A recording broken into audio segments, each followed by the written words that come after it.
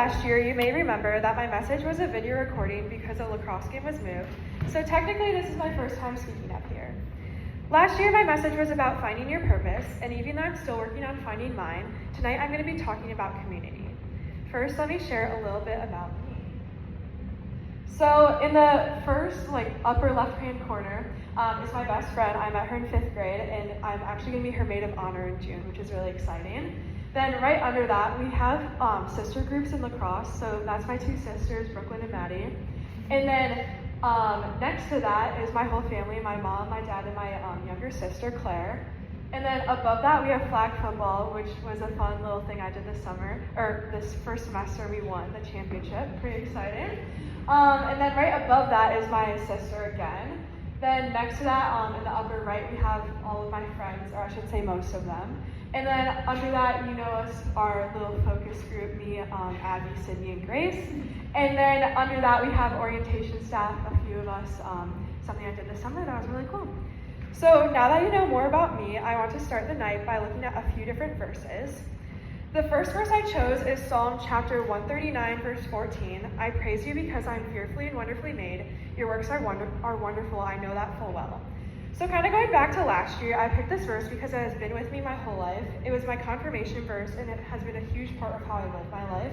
A little fun fact is I actually got that tattooed this past summer, right on my arm, pretty fun.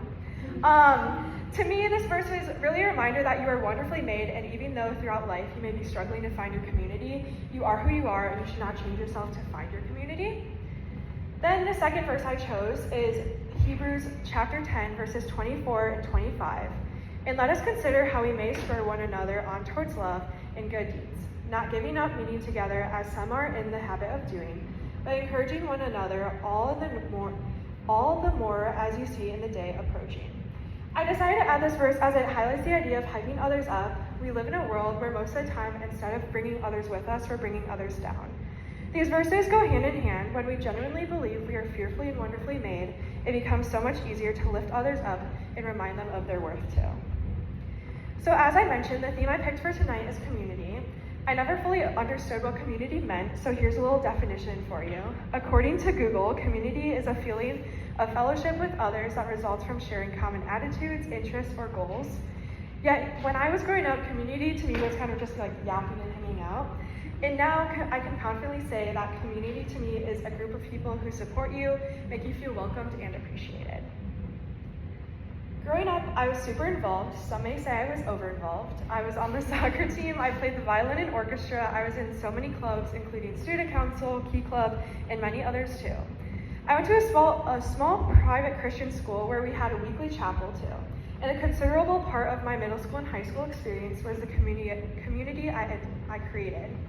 Going to such a small school, it was safe to say I knew almost everyone, and most of the time they knew me too. I formed bonds with the girls on the soccer team and with my friends in orchestra, but the best part was ending our weekend worship. And then on the weekends, I'd be running into church late where I would sit in the front row every single time. I should add that my dad is a pastor, and that's why we sat so far up. Now we sit a little farther back. Looking back, I think that taught me something that I didn't even realize then, and that is community isn't just about who you're surrounded by, but how you are treated by the people surrounding you. So as I mentioned, I was always super busy, and if you know me, that probably really hasn't changed a whole lot. With everything I'm involved in when it comes to clubs, sports, and even work, to me they are part of my community. These groups of people, like my teammates, coworkers, and classmates, show me a different side of what belonging looks like. Because community is so important to me, it hasn't always been easy to find one. When coming to North Central, I was ready to find a community, but I didn't even know where to start. I've been at my high school, like I mentioned, for a long time, since I was literally in kindergarten, so 15 years. And I was finally at a completely new school starting over. This time was a little different though. I was still playing the violin and orchestra, but I wasn't playing any sports. I wasn't in any clubs, and I didn't have a job on campus yet. So when in the first month of school, it felt like I had all this free time and I didn't even know what to do with myself. Then after a little over a month, I met a lot of friends and I joined the women's lacrosse team. I had never played before, and I still remember going to my first practice. I didn't even know how to hold the stick right, but everyone was so patient and encouraging. And that's when I realized I didn't have to be good at something to belong, I just had to show up. Then second semester came around, I applied for 2 jobs in January. One was in the admissions office and the other was for orientation staff. Little did I know about half of orientation staff works in the admissions office, but I started working in the admissions office in March, and then I got to know everyone, and then I started working in orientation staff in May. Throughout summer, it truly created a bond that really made me realize I completed my community here at North Central.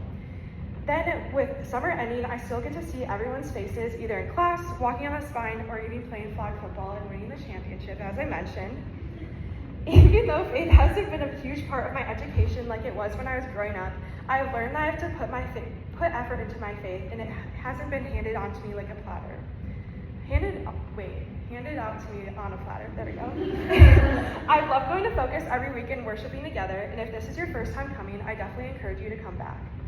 Through Focus, I have even found a church buddy. Even though Lily and I haven't actually gone a lot together because of our busy schedules, getting to go to church with someone and not alone is so nice.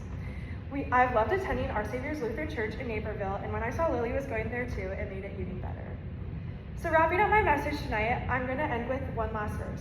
This verse, I don't know how to pronounce this really well, so First Thessalonians 5, verse 11. Therefore encourage one another and build each other up, just as in fact you are doing. Your community should be building you up and supporting you, but just as others help you, you should also be supporting others.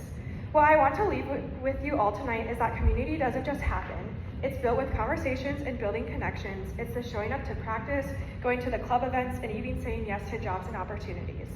God created each and every one of you fearfully and wonderfully. He created you to belong, not by changing who you are, but by bringing who you are to the lives of others. So just as we end this semester and head into the next, I want you to do two things. Let yourself be encouraged and look for the ways to encourage others. That's what creates a community. Thank you.